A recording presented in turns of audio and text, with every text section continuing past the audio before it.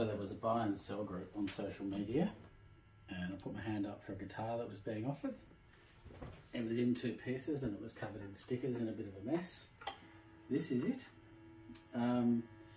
It's a Peavey Raptor Plus, and I put some acoustic strings on it, but it seems to work.